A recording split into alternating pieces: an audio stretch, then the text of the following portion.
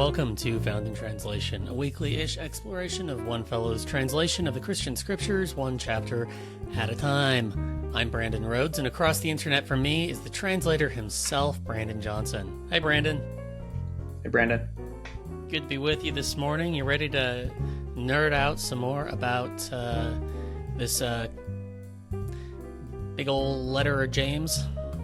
Yeah, let's get excited. Little, I guess. Let's do it. Yeah. Awesome. So if you're just joining us in the series this first time, we did precede this with a conversation about just an overview of the letter of James, and we highly encourage you to go check that episode out first.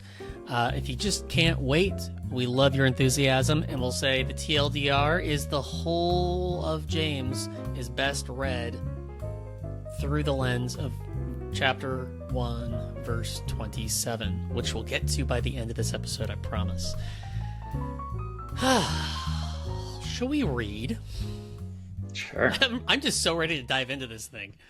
So we're just going to read the entire chapter, right? Yeah, I think so. We'll read the entire chapter, and then we can kind of come back to things that stand out, seem worth talking about. Yeah, and for those of you listening, there is a link in the episode notes to this online so you can read it for yourself. Okay. From Jacob, or James, a worker enslaved to God and Lord Jesus Christ, to the 12 tribes that are scattered. Rejoice! My family, be brought to full joy when you fall into all sorts of tests, knowing that examination of your faithfulness results in perseverance. Let perseverance have its complete work, so that you can be complete and whole and not fall short with anything. If someone among you falls short in wisdom, have them ask for it from the God who gives to everyone liberally and without criticizing, and it will be given to them. Have them ask with trust, not separating themselves from everyone. Whoever separates themselves is like a surging wave of the sea, driven and agitated by the wind. That person must not think that they will receive anything from the Lord as an individual with a double life, unstable on all their paths. Have the low status member of the family take pride in how high their status is, but have the wealthy take pride in their low status, because they will pass away like a flower in a meadow. The sun rises along with its scorching heat and dries up the meadow, and the flower falls off, and the beauty of its appearance is destroyed. This is also how the wealthy person will be withered away during their pursuits. The individual who endures examination is gratified, because since they have come to be verified as genuine, they will receive the laurel crown, the life that was promised to those who love him. No one who is being tested should say, I am tested by God. God is untestable by cruelties, so he tests no one. Each person is tested by their own desires, lured out and baited. Then, after the desire conceives, it gives birth to deviation, and when the deviation has grown up, it gives birth to death. Do not be misled, my beloved family. Every generous act of giving and every completed gift is from above, coming down from the Father of lights, from whom there is no change or shadow of turning. After deciding to do so, he gave birth to us through the discussion of truth for us to be something of an offering of the first portion of the things created by him. Understand this, my beloved family. Each person should be quick to listen, slow to speak, and slow to anger.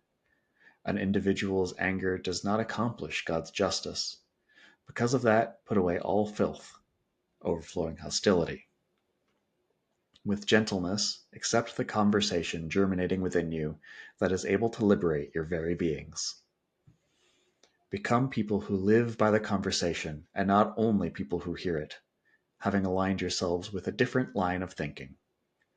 Because if someone hears the conversation but doesn't live by it, they are like an individual who focuses their mind on the outward appearance reflected in a mirror, since they focus their mind on themselves and go away and immediately forget what sort of person they were. But whoever studies the complete Torah, which is of freedom, and stays with it, not turning out to be a forgetful hearer, but someone who does the work, that person will be gratified with what they do. If anyone thinks they are loyal to God, without guiding their tongue as if with a bit and bridle, but is deceiving their heart, their loyalty to God is useless. Loyalty that is clean and uncontaminated in the view of our God and Father is this: watching over orphans and widows during their oppression, carefully keeping yourself unstained by the world's system. The word of the Lord. Thanks be to God. Wow. Does not mince words. No, no. Yeah, we think of like Paul as the kind of quick fire kind of guy, who just like says things really awkwardly. Um, but man, yeah, James, he brings it. I noticed a lot of translation shifts along the way, some of which were like, ooh, that feels better, and others were like, wait, what? So I want to, and I'm probably not the only one. So I'd love Yeah, to probably. learn, kind of study the book of James with some of those translation shifts as our companions. First one is in what? Verse 6.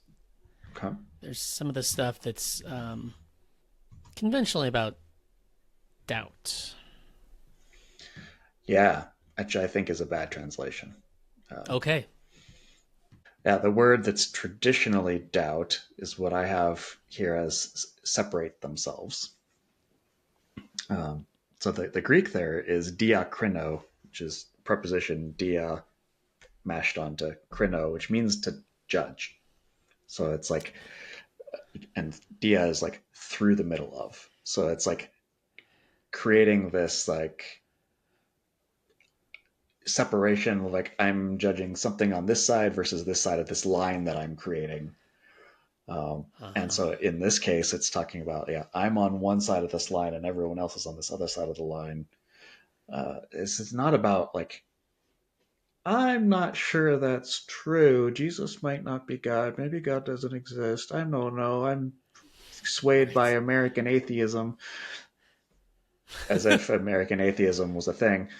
Um, no, it's this sense of I think I'm better than everyone else. Like I think I know better, and I'm not going to listen to this gospel, this triumphant message, this good news for the poor, and actually like be giving myself to orphans and widows. It's like no, that's not good for me.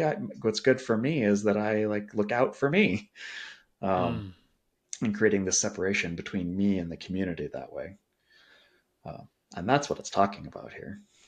It's in the context of if someone among you falls short in wisdom, have them ask for it from the God who gives to everyone liberally and without criticizing, it will be given to them. Have them ask with trust, not separating themselves from everyone. Yeah, I can Mm-hmm. see how the conventional structure and translation of that like would really lend itself to like, well, what's you should do something with trust, not with the opposite, doubt. Yeah, or traditionally, faith is how that's translated there instead of trust. So it's you should Mm-hmm. have faith. You should just believe whatever you're told by the church authorities and Mm-hmm. not think about it for yourself. No critical Yeah. thinking allowed. Yeah. Um, Yeah. but that's not what it has in view here. It's this sense of what the gospel is explicitly. I don't prioritize always looking out for myself. We look out together for the community as a whole, especially the oppressed and marginalized within the community, and that's going to be good for everyone, including me. Mm-hmm. But if I don't trust that, if I don't trust that what Jesus says is true when he says that's the way to live, then I'm just like, I don't know. I don't think my needs are going to get met, so I'm going to meet my own needs, and screw all of you. Yeah. Yeah. It's in the context of like, hey, have perseverance, like keep going and let this thing animate you Mm-hmm. more and more fully. And if it's not in focus for you, ask for it. Right? It's like, hey, my needs aren't being met. This isn't working for me. And if you approach it that way to a community who is committed to making sure everyone's needs are met, you just might get your needs met. But it requires some humility, some vulnerability to do that. Yeah. In this verse, it's asking for if you fall short in wisdom, not fall short in like food on the shelf. Yeah, I mean, it gives wisdom as the primary example here, but it's fall short in anything. In anything. Yeah. Yeah. Yeah, in Yeah. verse 4 And, there. Yeah. okay, so James is not leading with, don't you dare doubt the doctrine. He's saying, Right. don't put yourself, don't think you're above all this or aside from all this. Like, or that you can't trust this, and so you're just removing yourself from it. Yeah, and that's distinct from like setting healthy boundaries. Like there's a kind of separating and distinguishing oneself that is healthy and sacred and good. And this is saying don't let it be a foothold for ego, privilege, fear, selfishness. Right. Yeah. Yeah, there's a saying that that quite a few people think is from the Bible. It's from Benjamin Franklin, who, I don't know if I want to take life advice from a slaveholder, that God helps those who help themselves. All right. Right.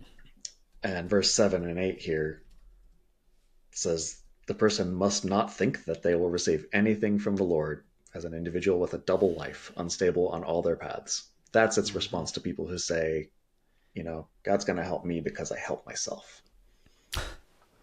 And then here by the end, double life. That person must not think they will receive anything from the Lord, as an individual with a double life, unstable on all their paths. What? I don't recall that phrase, typically. Yeah, sometimes it's something like double-minded individual, which is not terrible. It's another compound word, dai, for two, and psyche, that like traditionally translated as soul, that inner being, being a living being, being a self, being someone who's alive, Sure. a sense of self-identity. So if you're trying to I'm part of the church, but actually I just live for myself, those are two incompatible things. You have a double life there. You're a double-minded being that's split in half. So you think you're creating this discrimination, this line between you and the community, but really you're creating a line dividing yourself in half. Okay. Yeah. Let perseverance have its complete work so that you can be complete and whole. Right. And not split yourself in half. Yeah. And just by separating it all the further from you said, double-minded isn't a bad translation, but the legacy of that within a wider translation, instinct of this being about cognitive assent, faith versus doubt, belief versus disbelief, skepticism. Yeah, it's versus not about blind thinking trust. two things. It's having your mind work in two ways, this kind of two different animating forces, animating energies in opposing directions. Yeah. Okay, yeah, that does feel better, and within this wider interpretation of Christianity, and certainly the Christianity of James, has a lot to do and has a lot to say about our bodies and how we use them and how we look after other people's bodies. And anything we say about what we think has to always circle back to how we live and how we live together. Right. Yeah. Yep. Thoughts don't matter. Ideas don't matter apart from how they affect real life actions with human beings and their bodies. And part of why it's so hard for us to untrain our minds on that is every time we go back to the Bible and read it as faith and doubt, belief, disbelief, double-minded, it's we have to internally grind those gears in our heads to say, that's not actually what James is talking about. So thank you for making it easier for me to step out of a I suppose, more Gnostic Christianity towards the more embodied or Yeah, incarnational. yeah. The trajectory in that direction came from like yeah Plato and Gnostic philosophy in the Greek context, and then Western Enlightenment of the like dualism between rational thought and embodied living that Yes. just had no connection with each other whatsoever. And the church, I think, in an attempt to win against the philosophers and the atheists, just played the game, Mm-hmm. but said, "Okay, we're going to play that game with you, but we're just going to win at the game. We're going to try anyway." I think they lose, but because they lose at that game, but because it's not the game they're supposed to be playing in to begin with. Hmm. Mm-hmm. It's about embodied living, being present with each other in real ways, making a real difference in real life right now for real people. And yeah, getting the right wording and right definitions for it's jabbing at myself here, getting the right words and right definitions Yeah. uh, is not the point. And Yeah. so, yeah, if I stop there at, oh, I made this translation that I think has the right words and right definitions of things now, like, how nice for me. Um, Yeah. and I'm going to leave it up to all of you to decide whether or not those of you who have enough knowledge about me to know whether I'm doing anything more than that. Like, because the more than that is what actually matters. Right. Right. And the more than that is shows right up in the next verse. Have the low status member of the family take pride in how high their status is, but have the wealthy take pride in their low status because they will pass away like a flower in a meadow. Isn't it usually like lowly or humble for the first character in that verse? Humble and high position, humiliation or humility, yeah, it's Mm-hmm. stuff like Mm-hmm. that, different things like that. Yeah. And then height, exaltation, being raised up versus just straight up saying high status. Like, um, Mm-hmm. Yeah, which all means the same thing. Just trying to make it really clear that it's well, like exaltation. Just who uses that word outside of a church context? I don't know. So just mm-hmm. making it more like regular English that you might hear, at least something like it, and have it feel more natural. Um, but the low status versus just lowly or humble, um, to me, it was meant. This is not an inherently like there's something lesser about you as a human, Yeah. right? This is about how you're being viewed by the culture, by society, by the people around you, not something that's inherent within you. Yeah. There is a poverty that comes, and it almost like it's like trying to drive with your parking brake on when you're seeking to become more Christ like and having conspicuous privilege, whether that's money and financial power or being white or Mm-hmm. being male or being cis Right. presenting. It all like it's like trying to get there with the parking brake on. It's like Mm-hmm. it's constantly harder to remember to see the power dynamics that have animated us and animate how other people experience us. Right. So yeah, it's the beauty of its appearance, right? Like a flower. It's like, Mm-hmm. yeah, our culture says this is what we want things to be like. Um, and it's all surface level and all temporary and all kind of meaningless. So yeah, then we get to verse 13 with this stuff about being tested and cruelties. Mm-hmm. Yeah. So the point of like, often the translation is tempted. Um, Like I am tempted by God is in verse 13. right. Yeah. But the word there is the same that's used everywhere else as like tested or trial or like this sense of circumstances are hard. And it Mm-hmm. back to the first section, I don't necessarily have confidence that my needs are going to be met. So I then am tempted to be that double-minded individual that says, "Screw you guys! I'm making sure I get mine." Right. Um, and that's the testing is like, but to God, it's not like God is saying, I want to see how genuine you are in what you say. Are you actually going to live it? So I'm going to send hard things your way to find out what you're really made of. It's like, no, that would be cruel. Uh, and that would be God failing the test of being loving, uh, Yes. which is what it's saying here. God is untestable by cruelties. So God tests no one. Oh, so it's not saying God is like this isn't a verse for the impassibility of God, where God cannot like you can No. throw hard shit at God and she's just like Hmm. brushes it off because she can't suffer. No, it's that God will never fail the test by being cruel. No, it's not even Oh a man, draw. I could have read your translation in either way, but I do appreciate that. Yeah. I think I'll update that phrasing next pass through, but That's because that that's really the idea. changes that shit in a great way. Like God can't fail the test because God can't be cruel. Right. God wouldn't be God at that point. Yeah, exactly. God would be a bummer. Hmm. That's the next rung down from God is a bummer. So it's the where the where it actually feels like a dilemma isn't coming from God. It's coming from this sense of competing instincts within myself. Like, I want to be faithful. I want to trust. I want to be part of the community. I want to trust that the Jesus way is actually good and live it.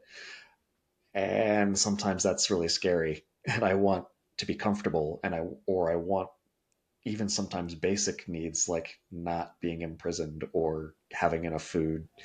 Yeah. Like, it can be like real shit, right? Yep. Um, Yep. and is that real shit? Which is why it would be cruel if it were coming from God.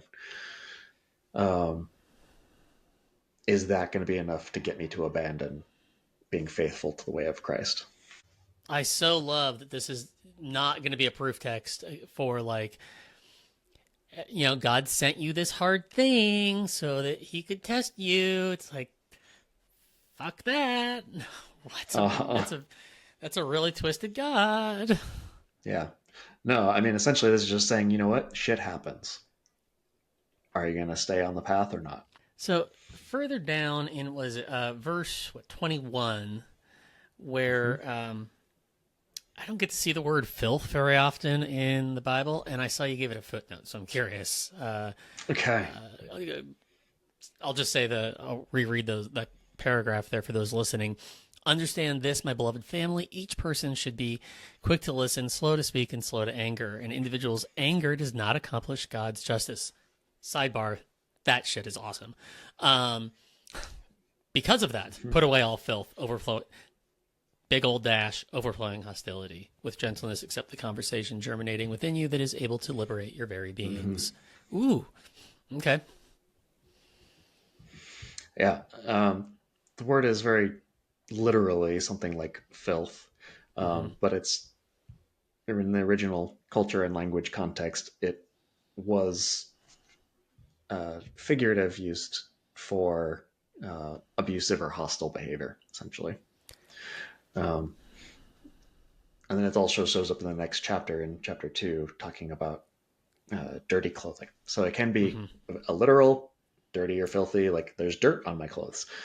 Yeah. Um, and when it becomes about behavior, it's about mistreating people. Okay, yeah. So it's like you added like filth is in other translations, but you added this like dash overflowing hostility as a way to make it clear. Yeah, I think that I was translating something. Let me look at how other people handle it here. Mm-hmm. Um, yeah, others do just talk about when I put hostility there, other people use words like wickedness or evil. But you We. knowing, like looking up the knowing what the Greek words for evil mean is about causing hardship, causing oppression, causing pain for other Mm-hmm. people, causing suffering, and the use of that word filth being a figurative use for abusive behavior, hostile behavior. The two Mm-hmm. there kind of create this picture together.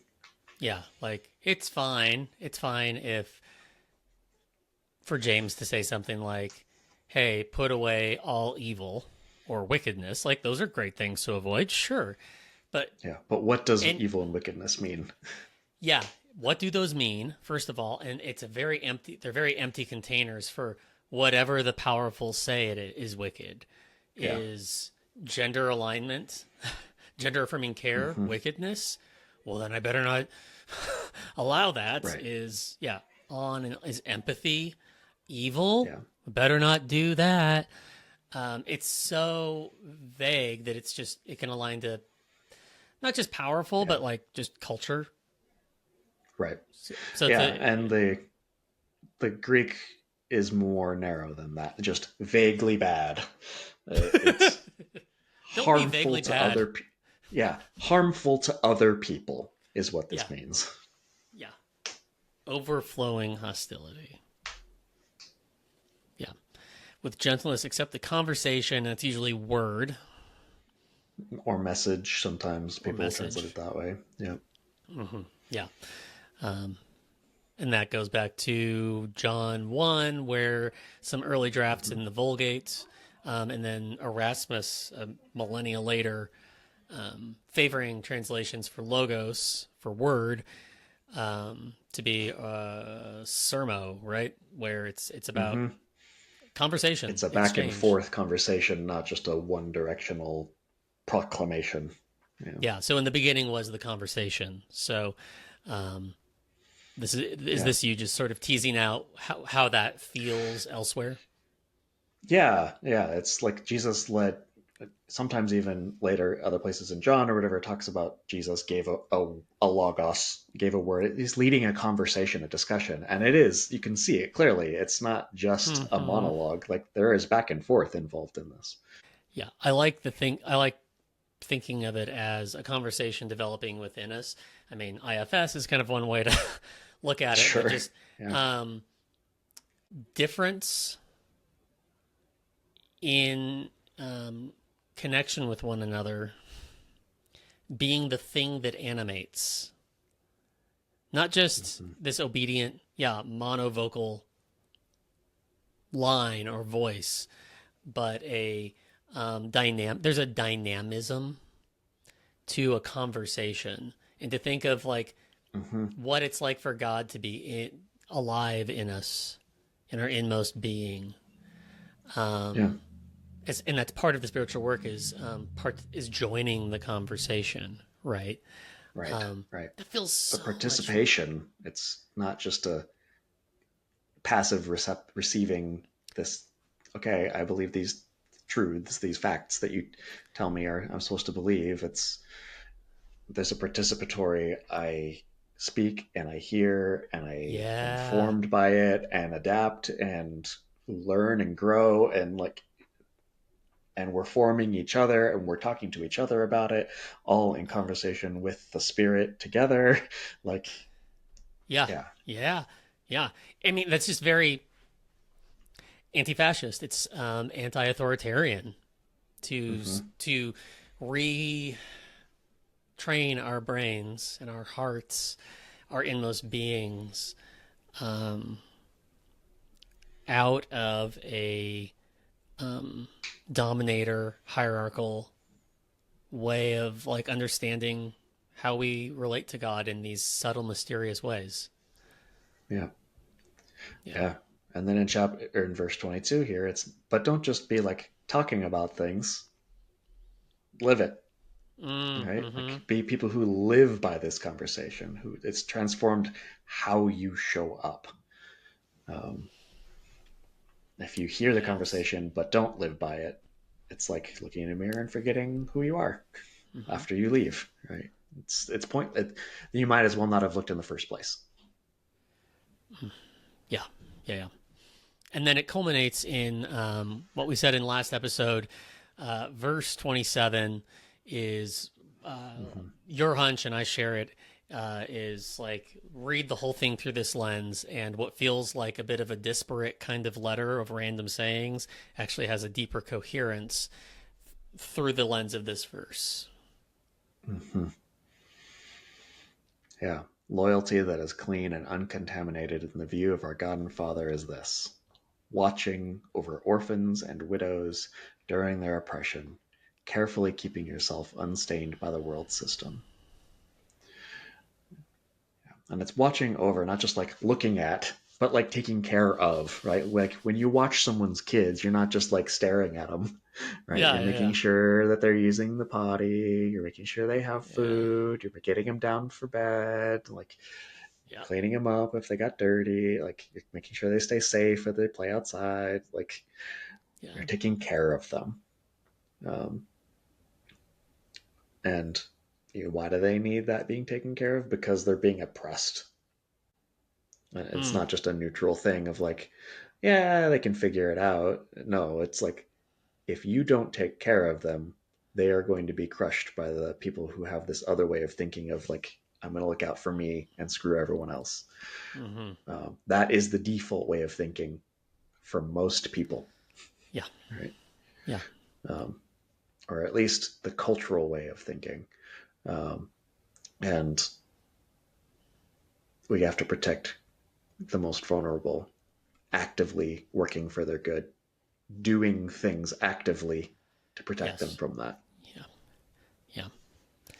All right, I've got two more questions here at the end. I know we're running up on the end of Mm-hmm. our time this morning.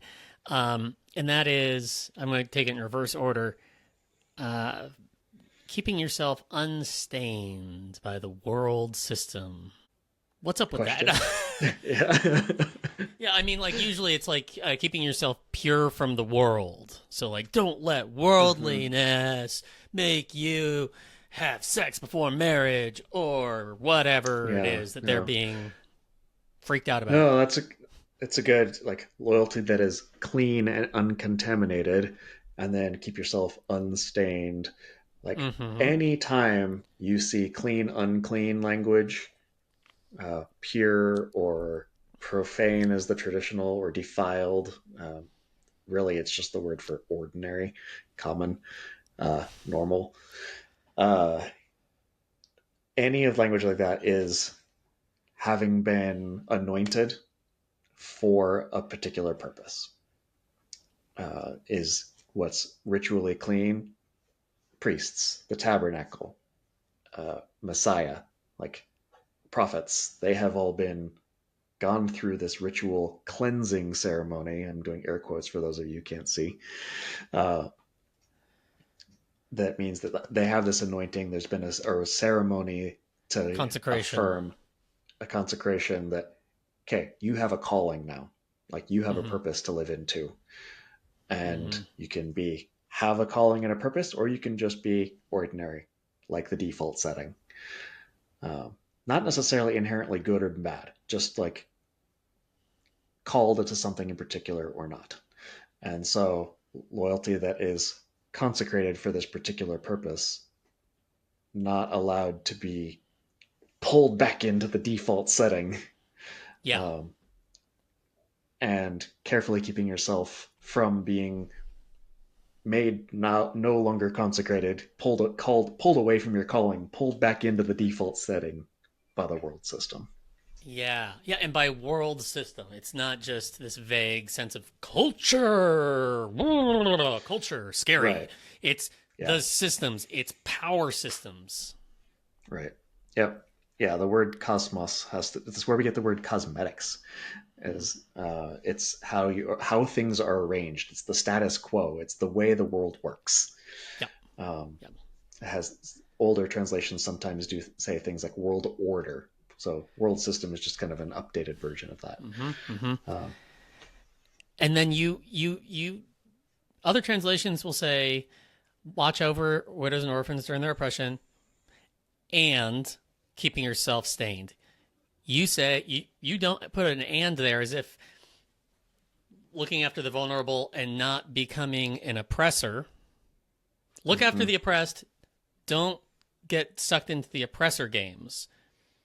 Right. Yeah. Don't start mimicking the oppressors, Yeah, the yeah. oppressive It's system. it's they go together. These two parts of what good loyalty to God is like. Yeah. They go together. It's not Which just is like, tempting when you're being persecuted being or poor because you're giving part of your money away to other people who are also poor. Like, you know what? Screw this. This is too hard. I'm going to get mine, right? Like, yeah. it is tempting. It's hard because shit happens, as we are summarizing James' point here. And stay with it anyway. Be loyal to the calling that you've been given to do something better, something that is actively good for everybody. I think the way that's going to be actively good for everybody is if we wrap now. I'll be back next week with James chapter 2. Thank you for continuing with us as we work our way through this letter. The easiest way to support Found in Translation is to leave us a rating or a review on whatever app or player you've been enjoying this on. It makes it easier for more people to find the show, especially if you're watching on YouTube or listening in Apple Podcasts. It tells everybody else to find it and that you had a good time. You can find us on Facebook as Found in Translation. You can read the Liberation and Inclusion translation at www.litbible.net and follow its development with Brandon Johnson on Threads as @lit.bible and on Blue Sky as @litbible.net. And read more of his work at litbible.net/articles. You can follow me on Threads as @BDRhodes. The music you're listening to is by Kevin MacLeod at incompetech.com. Found in Translation was produced on unceded Chinook and Kalapuya land. Goodbye, Brandon. Bye, Brandon. Bye, everybody.